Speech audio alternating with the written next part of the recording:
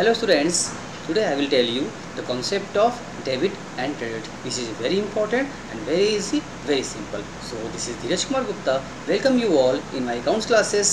So now let's start. आइए शुरू करते हैं. So students, this is very important topic, debit and credit. In accounting, we always use two words, debit and credit. बच्चों, ये दोनों debit और credit जो वर्ड है वो बहुत इंपॉर्टेंट है. पूरे अकाउंटिंग में हम लोगों को हमेशा यूज़ पड़ने वाला है और इसके बारे में हमको जानना बहुत ज़रूरी है कि क्या है, कैसे है, क्योंकि पूरी अकाउंटिंग डेबिट और क्रेडिट पर ही टिकी हुई है. ठीक है, तो आइए देखते हैं हम लोग कि इसका क्या कॉन्सेप्ट है हमारे अकाउंटिंग में. बच्चों, ये बहुत ही आसान है, बहुत ही ईजी है. ठीक है, देखो बच्चों, इसमें डेबिट अकाउंटिंग में डेबिट और क्रेडिट, डेबिट को हम लोग शॉर्ट तरीके में शॉर्टकट में इसको डी आर का यूज़ करते हैं. सर डी आर मतलब डॉक्टर नहीं बेटा, ये वो डॉक्टर नहीं है. डी आर मतलब डेबिट शॉर्ट फॉर्म, और क्रेडिट को हम लोग शॉर्ट फॉर्म बोलते हैं हम लोग सी आर. ठीक है ना, क्रेडिट सी आर हो गया है. इसका मतलब देखिए, ध्यान समझिए, recording of transaction require understanding of the rules of debit and credit relating to the accounts. बच्चों, अकाउंट्स में हम लोग जितने भी ट्रांजैक्शंस करते हैं उसकी रिकॉर्डिंग करते हैं, एंट्रियाँ पास करते हैं, तो आपको पता है हम लोग डबल एंट्री सिस्टम फॉलो करते हैं. ठीक है, जिसमें कि एक डेबिट होता है और एक क्रेडिट होता है. डबल एंट्री सिस्टम का मतलब ये नहीं होता कि किसी भी एंट्री को दो बार किया जाए, two times. It's not means two time, it's a two way. Double entry system मतलब होता है कि दो बार नहीं, दो तरह से किया जाए, दो रूप में किया जाए. एक होता है डेबिट और एक होता है क्रेडिट. अगर इसकी हम मैथमेटिकली बात करें तो हमको मालूम चलेगा कि प्लस और माइनस का ही एक कॉन्सेप्ट होता है. ठीक है, हमें अपने अकाउंट्स में कुछ एंट्रियों को भी ऐड करना होता है या लेस करना होता है, हटाना होता है, तो प्लस माइनस ना करके हम डेबिट क्रेडिट करते हैं. और ये डिपेंड करता है नेचर ऑफ अकाउंट्स पर. जैसा अकाउंट्स होगा वैसा ही plus minus debit credit concept होगा. ये आपको अभी हम क्लियर कर देते हैं, क्योंकि आपको ये हमेशा काम आएगा और कभी भी आपको दिक्कत इसमें नहीं आएगी. सो स्टूडेंट्स, ध्यान दीजिए कि बोथ डेबिट एंड क्रेडिट, दोनों debit and credit may represent either increase or decrease, okay, depending upon the nature of account. Account का जो जैसा नेचर होगा उसी हिसाब से वो अकाउंट डेबिट होगा या फिर वो अकाउंट क्रेडिट होगा. ठीक है, फॉर कन्वीनियंस हम क्या करते हैं बच्चों कि डी आर को यूज किया जाता है डेबिट के लिए. ठीक है, और सी आर यूज किया जाता है बच्चों क्रेडिट के लिए. यानी क्रेडिट जहाँ करना है उसको शॉर्टकट में हम क्रेडिट को सी आर बोलते हैं और डेबिट को हम लोग शॉर्टकट में डी आर भी यूज करते हैं. चलिए अब जानते हैं हम लोग कि नेचर ऑफ अकाउंट क्या होता है. इसको अकाउंट्स का नेचर को हम लोग इसको समझते हैं. ठीक है, आइए बात करते हैं हम लोग अब नेचर ऑफ अकाउंट्स के बारे में. ये क्या होता है, इसको कैसे समझते हैं. देखो बेटा, जितने भी हमारे एसेट्स होते हैं, ठीक है ना, ध्यान समझना, बहुत आसान है, कोई दिक्कत की बात नहीं है. जितने भी हमारे एसेट्स होते हैं, एसेट्स मतलब जितने भी हमारी बिजनेस में क्या है, प्रॉपर्टीज़ है, संपत्ति है, land, building, plant, machinery, furniture, जो भी हमारे पास एसेट्स हैं या हमारी संपत्तियां हैं, प्रॉपर्टी है, वो सारे एसेट्स जो होते हैं उसका बैलेंस बेटा हमेशा ध्यान रखना, एसेट्स का बैलेंस हमेशा नहीं ऑलवेज क्या होगा, डेबिट चलता है. ठीक है ना, तो एसेट्स का बैलेंस हमेशा क्या होगा, डेबिट चलेगा. ये आपको ध्यान रखना है. ठीक है, एंड दूसरी बात अगर हम बात करें लायबिलिटी की, तो लायबिलिटी का बैलेंस हमेशा क्या होता है, क्रेडिट चलता है. And so far as assets and liabilities concern, हमने अपनी लास्ट क्लास में एसेट्स और लायबिलिटीज़ के बारे में ब्रीफ डिस्कशन कर रखा है. अगर आपने नहीं देखा है तो लास्ट क्लास आप ज़रूर देख लीजिए, जिसमें आपको एसेट्स लायबिलिटी का क्लासिफिकेशन अच्छे से समझ में आ जाएगा. ठीक है, सो इसका मतलब आपको ध्यान रखना है कि जितने भी एसेट्स होते हैं सारे एसेट्स का बैलेंस क्या होगा बेटा, डेबिट चलेगा. और जितने भी लायबिलिटीज़ हैं, लायबिलिटी का बैलेंस क्या होगा, हमेशा डेबिट चलेगा. ठीक है, अच्छा सर आगे बताइए. चलो समझते हैं. ओनर्स फंड, ओनर्स फंड क्या होता है सर. ओनर्स फंड मतलब होता है बेटा उसका कैपिटल, यानी कि जो हम लोग लगाते हैं बिजनेस में, ओनर्स लगाता है, मालिक होता है बिजनेस का, फर्म का, उसका जो कैपिटल होता है उसको बोलते हैं ओनर्स फंड. तो ओनर्स फंड भी क्या होगा, वो बैलेंस हमेशा क्या होगा, क्रेडिट चलेगा. ठीक है, यानी कि assets debit, liabilities credit, owner's fund भी क्या है, लायबिलिटी ही होती है, इसलिए भी क्रेडिट. अच्छा सर और बच्चों, जितने भी रेवेन्यूज़ होते हैं, ठीक है, उन सब का बैलेंस क्या होता है, सारे रेवेन्यू बैलेंस हमेशा क्या होगा, क्रेडिट चलेगा. ठीक है, रेवेन्यू मतलब हमारी इनकम, जितनी भी हमारी इनकम होंगी, प्रॉफिट लॉस होंगी, उसका बैलेंस क्या होता है, ऑलवेज क्रेडिट चलता है। अच्छा सर आगे बताइए। तो एक्सपेंसेस, जितने भी हमारे एक्सपेंसेस होते हैं, ठीक है बेटा, जो हम लोग खर्च करते हैं, एक्सपेंस करते हैं, तो सारे एक्सपेंस क्या होंगे, हमेशा हमको उसे डेबिट करना होता है, ठीक है। अच्छा नेक्स्ट टॉपिक अगर बात करें बच्चों, आइए एक बार और शॉर्टकट समझते हैं। अगर हम लोग शॉर्टकट में देखें, हम लोग क्या सीखा, हमने सीखा कि एसेट्स के बारे में, लायबिलिटी के बारे में, रेवेन्यू के बारे में और एक्सपेंस के बारे में। सर यही 4 बातें हैं, यही 4 अकाउंट्स थे। यही 4 अकाउंट्स के नेचर पर डेबिट क्रेडिट टिका होता है, ठीक है। हमने बताया था शॉर्टकट आपको कि एसेट्स का बैलेंस हमेशा क्या होता है, ये डेबिट चलता है। लायबिलिटी का बैलेंस हमेशा क्या चलता है, ऑलवेज क्रेडिट चलता है।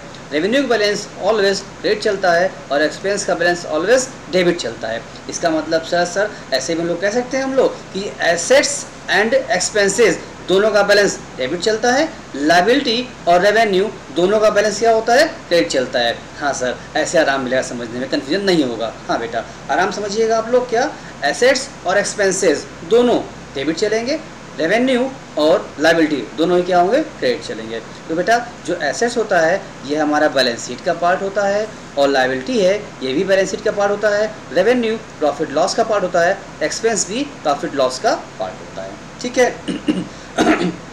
तो अब आइए, अगर हमको इसमें सीखना हो, इंक्रीज या डिक्रीज करना हो तो कैसे काम करेंगे। देखिए अगर हमें एसेट्स है, इसका बैलेंस शुरू से क्या हो रहा है, अगर डेबिट ही चलता है, ठीक है। अगर सपोज किया कि अगर हमारे पास 1 लाख रुपए का एसेट्स पहले से है और हमको क्या करना है, 10,000 रुपये का हमने एसेट्स और परचेज कर लिया। I have purchase assets for 10,000 okay and I have recorded 1 lakh रुपए का पहले से था, 10,000 रुपये का और परचेज कर लिया, यानी कि जो पहले से चल रहा है इसका बैलेंस तो क्या है, हमेशा डेबिट ही चल रहा है।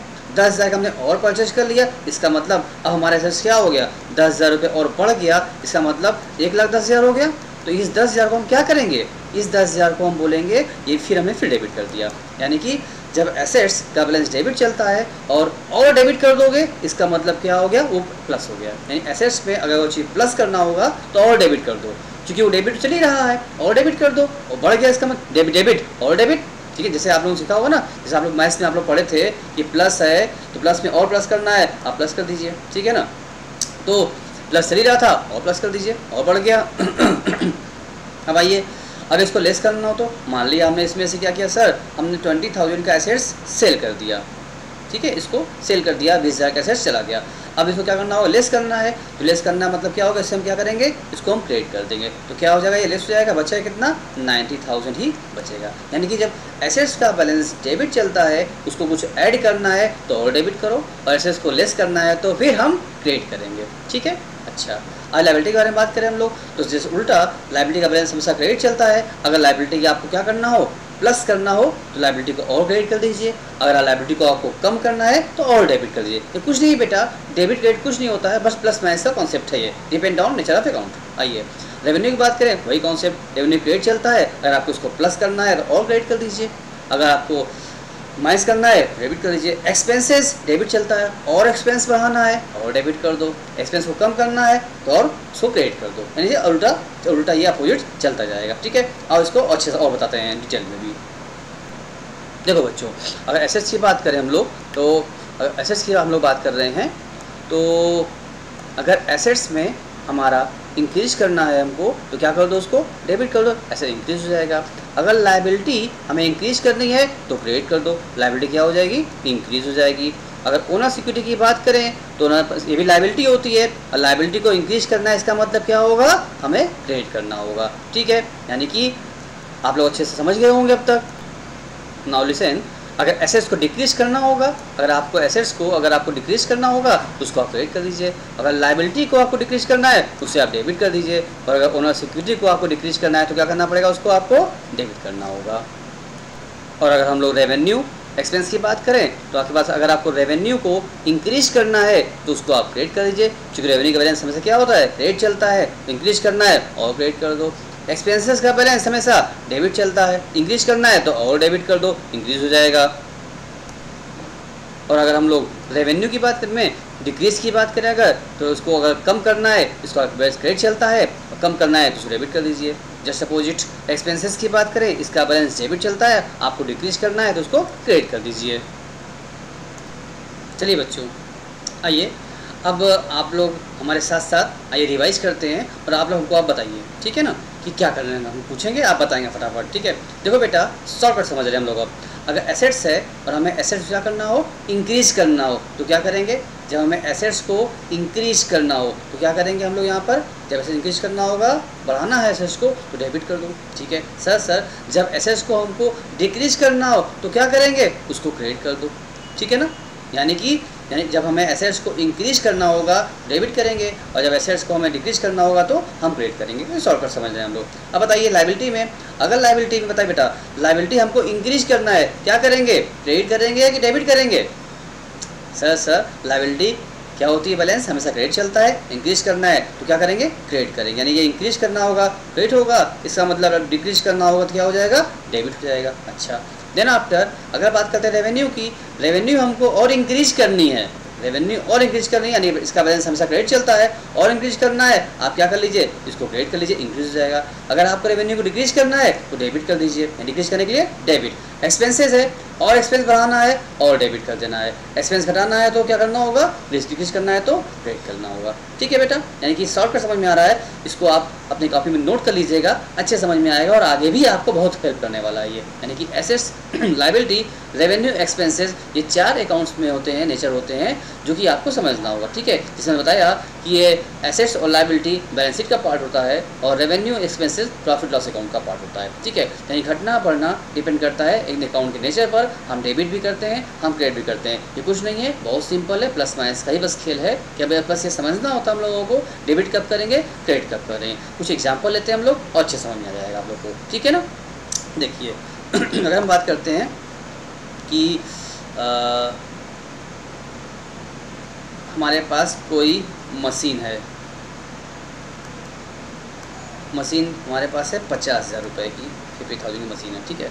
अब आप बताइए हमने क्या किया, एक मशीन हमने और परचेज किया और अपने ऑफिस में ले आए, अपनी फैक्ट्री में ले आए। अब ये बताइए कि जब परचेज करेंगे तो मशीन पहले से हमारे पास 50,000 रुपीज़ का था, हमने और उसको परचेज कर लिया, इट मीन्स व्हाट? अब क्या होगा? मेरा घट जाएगा एसेट्स या बढ़ जाएगा? सर मशीन तो मेरा एसेट्स है, पहले से ही 50,000 रुपये था, हमने क्या किया? 10,000 रुपये का मशीन हमने और परचेज कर लिया, इसका मतलब ये क्या हो जाएगा? प्लस हो जाएगा, ठीक है ना।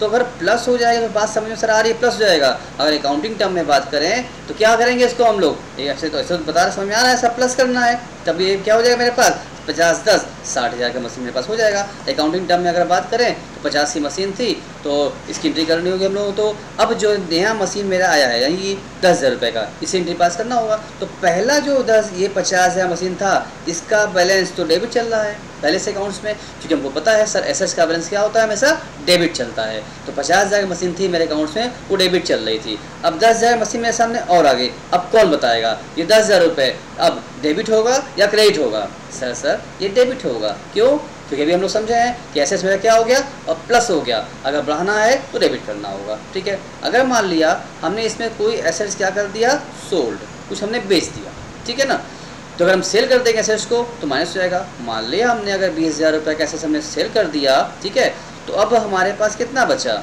40,000 का एसेट मेरे सामने बच गया। बट हमने जो सेल किया था तो हम तो कह रहे हैं सेल किए हैं सर लेस होगा, बट अकाउंटिंग टर्म में बात करें तो इस एसेट्स को, मशीन को क्या करना होगा? इसको हमें क्या करना होगा? डेबिट या क्रेडिट? ये 60 का जो बैलेंस बचा हमारे पास, ये भी डेबिट बैलेंस बचा है। अब ये 20 क्या करना होगा हमें? सर क्रेडिट करना होगा, क्योंकि हमने इसको सेल कर रहे हैं, लेस कर रहे हैं। यानी कि एसेट्स है, अगर इंक्रीज करना है और आया है और डेबिट कर दो, अगर सेल कर दियो डिक्रीज करना है तो उसको क्रेडिट कर दो, ठीक है। यही काम लायबिलिटी में भी करेंगे, नहीं जस्ट अपोजिट करेंगे। लायबिलिटी का बैलेंस हमेशा क्रेडिट चलता है, ठीक है ना। इसलिए जब भी लायबिलिटी को हमें कुछ और इंक्रीज करना होगा,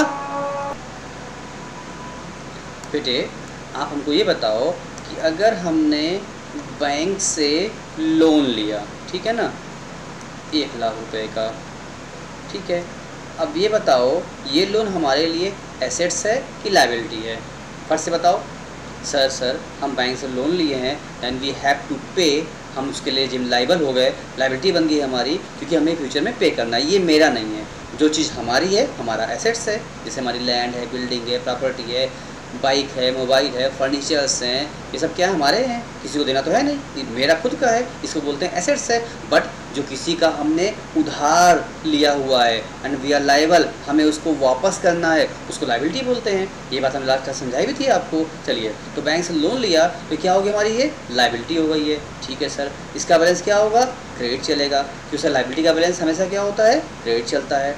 अच्छा सर, उसके बाद हमको आगे काम पर थोड़ा सा और पैसे की ज़रूरत पड़ी, तो हमने क्या किया सर, हमने बैंक से क्या कर लिया, 10,000 रुपये का बैंक से लोन और पास करा लिया। अब ये बताइए सर, ये 10,000 रुपये लोन और पास कर लिया तो क्या होगा, अब इस लोन को भी क्या करना होगा हम लोगों को, डेबिट या क्रेडिट अकाउंटिंग में सर क्रेडिट करना होगा। तो कितना हो जाएगा, ये 1,10,000 हो गया। हमने क्या किया, उसमें एडिशन कर लिया, ऐड कर लिया। अब एक बात बताइए बेटा, लोन है उसकी EMI बनेगी ना, आप उसको पेमेंट तो करेंगे, रीपेमेंट आपको करना है। तो मान लिया आपने उस लोन में से आपने क्या कर दिया, रीपे कर दिया, आपने उसको दे दिया बैंक को, जाके 20,000 रुपये बैंक में डिपॉजिट करा दिया लोन अकाउंट्स में। ठीक है, अब बताइए, आप नॉर्मली अगर आप सोचते हो तो आपको क्या लगता है कि 1,10,000 का बकाया था, 20,000 हमने पेमेंट कर दिया है, इसका मतलब आप उसे माइनस कर दोगे और आप अब कहोगे कि मेरा बैंक लोन क्या है, 90,000 का लोन अब बचा हुआ है। बताया तुमने क्या किया, माइनस किया ना। अब अगर अकाउंटिंग की बात किया जाए तो इस क्या करोगे, इसका बताओ हमको, ये 1,10 तो क्रेडिट चल रहा है, ये 20,000 क्यों क्या करोगे, ये 20,000 डेबिट करोगे या क्रेडिट करोगे। सर डिक्रीज किए हैं, लायबिलिटी का बैलेंस क्रेडिट चलता है, डिक्रीज करने के लिए हमें क्या करना होगा सर, डेबिट करना होगा। इसको हम डेबिट कर देंगे तो क्या हो गया हमारा 90,000। यानी कि लायबिलिटी में क्या होता है केवल बैलेंस हमेशा क्रेडिट चलता है, इंक्रीज करना है तो क्रेडिट कर दो, डिक्रीज करना है तो डेबिट कर दो। ठीक है सर अब एक कुछ रेवेन्यू बताइए, एक्सपेंस का बताइए। चलो उसको बता देते हैं बच्चों। सपोज करो कि आपको कहीं से क्या मिला, कमीशन मिला। ठीक है सर, कमीशन क्या एक तरीके से आपकी इनकम है। ठीक है, यानी ये रेवेन्यू है, इसका मतलब इसका बैलेंस क्या होगा, हमेशा क्रेडिट चलेगा। सपोज किया हम लोगों को अगर 10,000 रुपीज़ का कहीं से क्या मिला, कमीशन मिला, इसका बैलेंस तो हमेशा क्या होगा, क्रेडिट चलेगा। और उसके बाद कुछ और काम किया तो हमने क्या किया, हमको एक्स्ट्रा और क्या हो गया, 2,000 रुपीज़ का और कमीशन मिल गया। हमने क्या किया है, 2,000 रुपीज़ का कमीशन और हमको रिसीव हो गया, इसका मतलब ये भी क्या हो जाएगा, क्रेडिट हो जाएगा। इसका मतलब ये हो गया हमारा 12,000 रुपीज़, नहीं 2,000 कमीशन था, इनकम थी, रेवेन्यू था, 2,000 रुपये और मिल गया, तो इसका मतलब मेरे पास 12 हो गया। तो वो सीधी सी बात है, आप कॉन्सेप्ट को समझ रहे होंगे। तो अब जैसे हम यहाँ 10,000 था, 2,000 ऐड कर लिया तो 12 हो गया। वही काम यहाँ है, इसका बैलेंस क्रेडिट चलता था और क्रेडिट हो गया, इसका मतलब 12 हो गया। अब सपोज कि कर लो, अगर हमारे इसमें से कमीशन हो सकता है कि एक्स्ट्रा आ गया हो, वापस उन्हें करना पड़ गया कमीशन, ठीक है ना, वापस कर दीजिए आप। तो कैसे करेंगे आप, सपोज करिए अगर 3,000 इसमें से आपको कम करना होगा, कैसे कम करेंगे, इसको आप डेबिट कर देंगे, कम हो जाएगा, 9 का आ जाएगा। ठीक, अगर एक्सपेंसेस की बात करें, मान लो कि तुमने बेटा एडवर्टाइज़ किया और एडवर्टाइज में तुमने क्या किया, तुमने 10,000 रुपीज़ खर्च किए एडवर्टाइजमेंट पर। ठीक है ना, तुमने आपने ऐड किया, उसके बाद कुछ दिन बीता, आपने फिर से ऐड कर लिया और अगेन ऐड किया, 5,000 रुपये और खर्च कर लिया। तो आपको समझ में आ ही रहा होगा, 10 खर्च किया था, 5,000 और खर्च कर लिया, तो टोटल खर्च कितना हो गया, 15,000 का हो गया। इसका मतलब एक्सपेंसेस का बैलेंस तो डेबिट चलता है और 5,000 ये भी क्या हो गया, और डेबिट हो गया बेटा। ठीक है ना, तो कोई दिक्कत की बात नहीं है।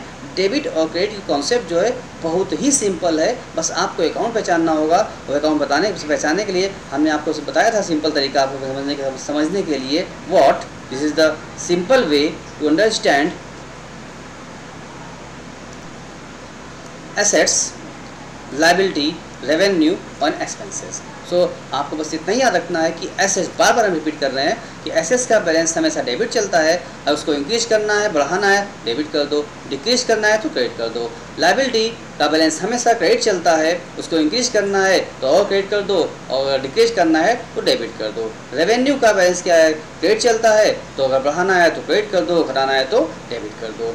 एक्सपेंसेस का बैलेंस हमेशा डेबिट चलता है, और डेबिट किए बढ़ाना है, एक्सपेंस बढ़ाना है, डेबिट कर दो, एक्सपेंस को कम करना है तो क्रेडिट कर दो। यानी कि तुम कह सकते हो कि एसेट्स और एक्सपेंसेस का बैलेंस दोनों, दो एक तरफ कर लो बेटा, दो एक तरफ कर लो, याद करने में आसानी हो, समझने में आसानी होगी। क्या, अगर एसेट्स और एक्सपेंसेस दोनों डेबिट हो चलते हैं और लाइबिलिटी और इनकम रेवेन्यू दोनों क्या होती है, क्रेडिट बैलेंस चलते हैं। तो डेबिट और क्रेडिट कॉन्सेप्ट सिर्फ और सिर्फ प्लस माइनस कॉन्सेप्ट है, इसके माध्यम से हम लोग एंट्री पास करते हैं और यही वजह है कि हमारा ट्रायल बैलेंस भी मैच करता है और बैलेंस शीट भी मैच कर जाती है, क्योंकि हर एंट्री में हम लोग डेबिट क्रेडिट कॉन्सेप्ट लेके चलते हैं। डबल एंट्री सिस्टम हम लोग फॉलो करते रहते हैं। Now tell me students, all of you be careful, I am talking about cash. आपके पास कैश है, पहले से कैश आपके पास 10,000 रुपये आपने रखा अपने पॉकेट में। अब ये पहचानिए पहले कैश क्या होता है, कैश एसेट्स है कि लाइबिलिटीज़ है। सर कैश मेरा क्या है, कैश मेरा खुद का है, इसलिए कैश क्या है हमारा, एसेट्स है। तो एसेट्स है, इसका मतलब इसका जो बैलेंस चलेगा वो क्या होगा, डेबिट चलेगा। हाँ बिल्कुल डेबिट चलेगा। नहीं, कैश अगर हमारे पास 10,000 रुपये है तो कैश क्या हो गया, डेबिट चलेगा। अब ये बताइए हमारे पास क्या हो गया कि 5,000 कैश कहीं से और आ गया, हमने गुड्स सेल किया और कैश मेरे सामने आ गया, ठीक है। अब ये बताइए हम कैश को क्या करें, हम कैश को डेबिट करें या कैश को क्रेडिट करें। ऐसे समझ में आ रहा है कि 10,000 पहले था, 5,000 और आ गया तो प्लस कर दिए तो कितना होगा कैश हमारे पास, अब 15,000 कैश हो गया। ये बात समझ में आ रहा है। लेकिन अगर अकाउंटिंग की बात करें हम लोग, डेबिट क्रेडिट टर्म से बात करें अगर हम लोग